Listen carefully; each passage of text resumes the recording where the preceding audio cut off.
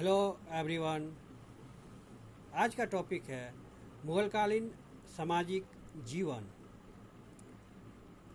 मुगलकालीन जनसंख्या शहरों तथा गांवों में रहती थी। शहरों में कुल जनसंख्या का 15% भाग निवास करती थी। इस समय समाज की आधारभूत इकाई गांव था। यहाँ के अधिकांश निवासी किसान थे। संपूर्ण कृषक वर्ग सामाजिक प्रतिष्ठा और धन के असमान वितरण के आधार पर वर्गों में बटा हुआ था। धनी किसान खुदकाश्त, घरुहल तथा मिरासदार कहलाते थे तथा निर्धन किसान रेजार आया, पालती तथा कुनबी कहलाते थे। गांव में निवास के आधार पर गांव के अस्थायी निवासी,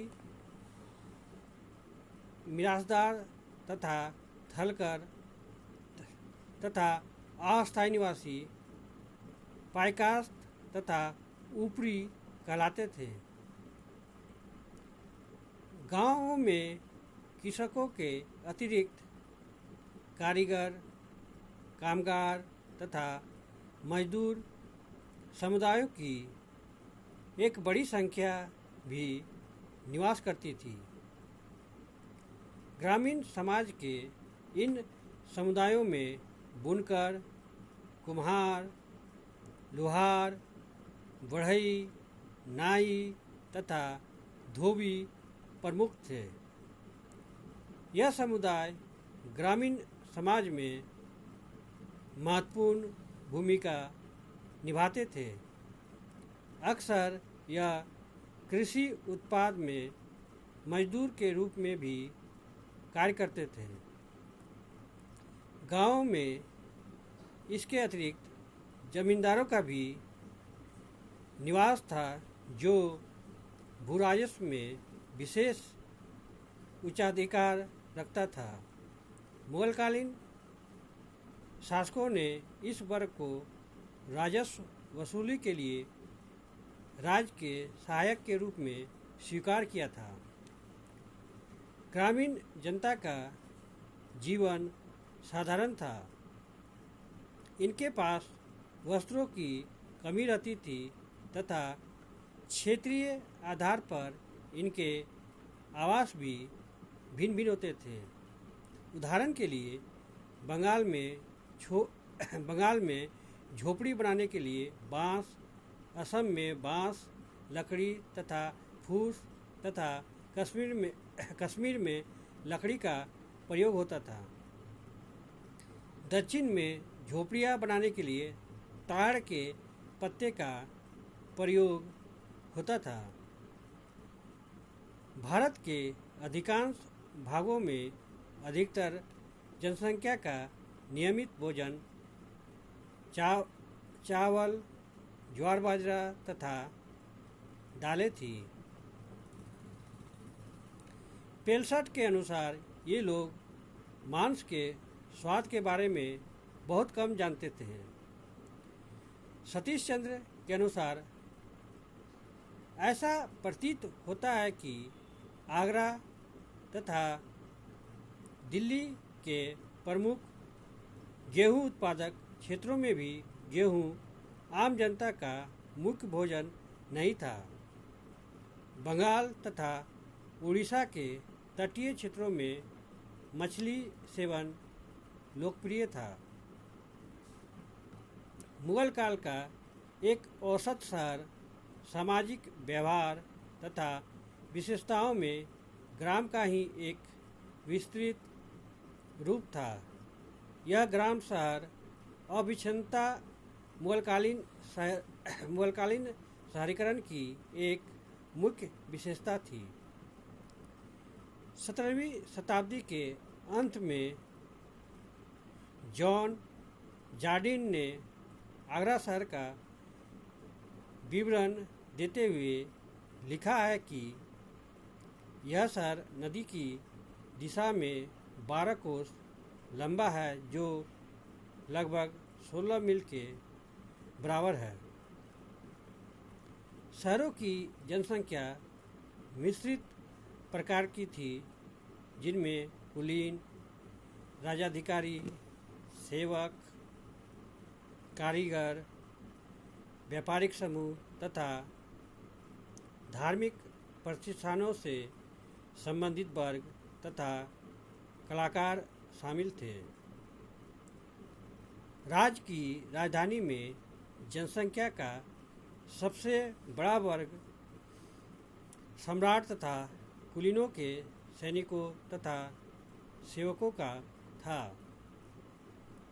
वर्नियर ने 1658 ईस्वी में शाहजहां के शिविर में लोगों की संख्या लगभग 3 से 4 लाख आंकी थी। इस काल के शहरी जीवन में अमीरी तथा गरीबी की भी भारी विषमता मौजूद थी। एक तरफ जहां राज्य के कुलीन तथा राज्याधिकारी उच्च स्तर का जीवन व्यतीत करते थे, तो आम जनता काफ़ी गरीबी में रहती थी। गोवा में आम जनता के जीवन स्तर के बारे में लिन शोटन ने लिखा है कि वे इतने गरीब हैं कि एक पैसे के लिए कोड़े सहने को तैयार हैं। वे इतना कम खाते हैं कि मानो हवा पर जिंदा हो। शहरी वर्गों में राजाधिकारियों के पास महंगे वस्त्र होते थे। अबुल फजल के अनुसार अकबर के लिए प्रत्येक वर्ष 1000 जोड़े कपड़े बनवाए जाते थे। वह अपने सभी पुराने वस्त्र नौकरों को दान कर देता था। वर्नियर के अनुसार अमीर व्यापारी अपने पहनावे को दरिद्र के समान रखते थे, जिससे वे राज द्वारा अधिक मांग से बच सके, जबकि बारबोसा कालीकट के मुस्लिम व्यापारियों के पहनावे तथा वस्त्रों की काफ़ी प्रशंसा करता है। इसी तरह एक अन्य यात्री डेला वेले भी सूरत के व्यापारियों की शानो शौकत की चर्चा करता है। आगरा तथा लाहौर की आम जनता के बारे में सालबंक लिखता है कि साधारण लोग इतने दरिद्र हैं कि उनमें से अधिकांश नग्न रहते हैं। विजयनगर के आम लोगों के बारे में बारबोसा कहता है कि इनका पूरा शरीर नग्न रहता है और ये केवल शरीर का मध्य भाग ढकने के लिए कपड़े का प्रयोग करते हैं। लिंसोरेन ने गोवा के आम लोगों को अत्यंत गरीब तथा नग्न देखा। बाबर कहता है कि कृषक तथा निम्न वर्गों के लोग लगभग नग्न रहते हैं तथा वे एकमात्र लंगोट पहनते हैं।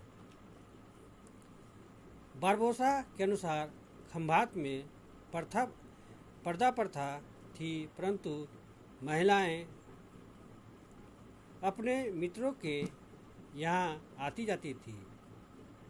उच्च जाति के हिंदुओं में सती प्रथा काफ़ी प्रचलित थी।